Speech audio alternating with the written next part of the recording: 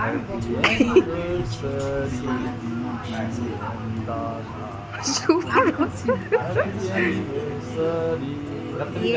এই হাতটা দি হাতটা দি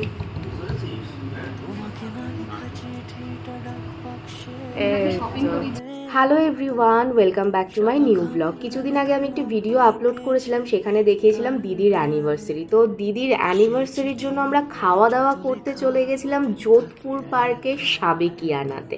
আমার বাড়ি থেকে প্রায় 10 মিনিট মতন লাগে।